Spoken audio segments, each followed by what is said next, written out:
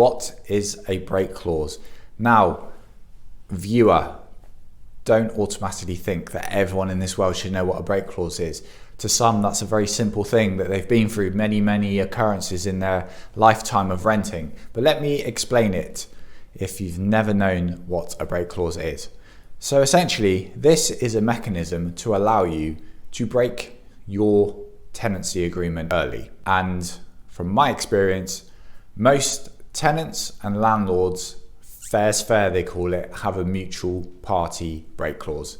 Occasionally you might get a one-sided break clause. I have seen that, and I will mention that in a second. But from my experience, a common request from a tenant is, I would like to do a 12-month tenancy, but I would like a 6-month break clause. And a typical way to end the lease with a 6-month break clause, from my experience, is a common courtesy to give 2 months notice to end the lease in line with that 6-month break clause. Now, it doesn't mean it's a do or die moment. It can roll over. So for example, if you were going to use a 6-month break clause, in month 4, you would give 2 months notice to end your lease. How about you don't want to end the lease at the 6-month break clause point?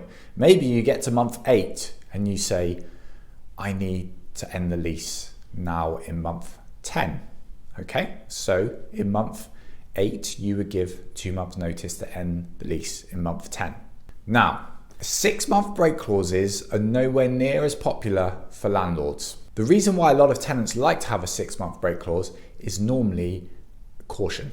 They're renting a property for the first time from a landlord they don't know anything about, and they're worried. They just want to know the experience is going to be all okay and there's going to be no problems. They haven't moved into the property from hell, or neighbours from hell live above or next door.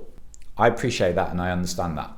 But the problem is, a 6-month break clause, well, the time period it flies by. 6 months, think about it, 6 months of your life flies by. If you have a mutual party 6-month break clause, potentially you have gone into that agreement with the mindset that it's for your protection. But if you've got a mutual party 6-month break clause, well, fair's fair, as I said, the landlord might serve the notice on you. So you've moved all of your stuff into the property. You've only been there for 6 months, and potentially the landlord might be serving notice on you to leave the property. What would be a reason why the landlord would want to serve notice on you? I know some of you will be thinking about hardship experiences with some landlords, and I know that there are some rogue landlords out there, some more nasty mindset cowboy type landlords, but I would argue most landlords are really nice. And I think honestly and wholeheartedly, if a landlord serves notice on a tenant, it's normally a circumstance change from their side. Number one, they need to return to the property to live in it themselves, or number two, they need to sell it. I rarely see a landlord actually serve notice on a tenant because they want to hike the rent up, because I guess it's seen as more of a poo-poo reason, if I may say it like that, okay? So, me as a letting agent, and knowing how many tenancies I go through and how quickly a year goes by, I would always advise, it's a win-win actually for a landlord and tenant, is to have a 12-month break clause. Because 12 months is a good outlook. I think both parties can reasonably see a 12-month outlook, right? And that goes by, I think, quite quickly. So we commonly at Jeremy Jacob Letting Specialists, we find that most of our tenants go into a 24-month lease with a 12-month break clause. So it means you have to do a minimum length of tenancy for 12 months. But at any point, if you want to end your lease from the 12-month marker, well, in month 10, you could serve 2 months to end your lease in month 12, or at any point thereafter. And then if things are going well, you can continue to live in the property. And here's the other thing. Some tenants, when we sort of frame and explain how this break clause would work in a 24-month lease, some of them panic and they think, hang on, this letting agent's out to get me. I don't trust it. I just want to do a 1-year lease. Ooh, it's too much to think about. 1-year lease, please, just a 1-year lease. But what happens is you have got a crystal clear defined 1-year lease, which means that at the end of the lease, it's job done. All options are on the table. The landlord does not have to continue with you.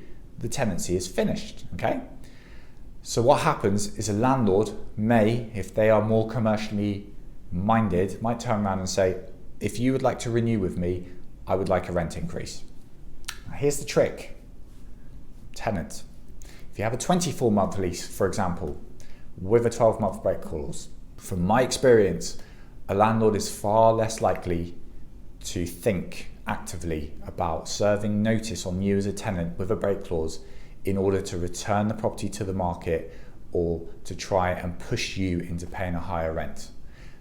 Believe it or not, landlords just want a peaceful life. If you've been a good tenant, been paying your rent on time, you haven't been calling them every other night, just with all sorts of counselling issues and just things to talk about. Change your light bulbs, unblock your own sink, don't get locked out. These are all textbook things you can avoid to have a peaceful relationship with your landlord. You will find landlords just want a peaceful life. They just want to continue with the status quo. And you will enjoy a rent that you had agreed at the start for up to maybe 24 months. I've known some tenants who've become more confident at renting. They'll come in with the mindset, I would like a 36-month lease with that 12-month break clause. And we will get the rent ironed out at the start. Now, some landlords might say, well, a 36-month tenancy length, I might need a rent increase built in, a clause to say the rent will increase each year, just in line with a fair rate of inflation. Retail price index, which I know is quite high at the moment, can be used as a barometer. But a lot of landlords, again, they just want a peaceful life. And a year goes by, and if they haven't raised or wanting to discuss a rent increase when your tenancy started, they're just happy with the status quo. And some tenants, they enjoy a lovely 3-year period at the same rent. So I hope this helps in explaining how a break clause works and how you could use it to your advantage. And don't feel that you're being manipulative, because please believe me, it's not only your advantage, but it's also to a landlord's advantage in the sense that they just want tenants to be happy, to stay on for a long time, enjoy the property, but most importantly, look after the property and always pay their rent on time. Hope this helps.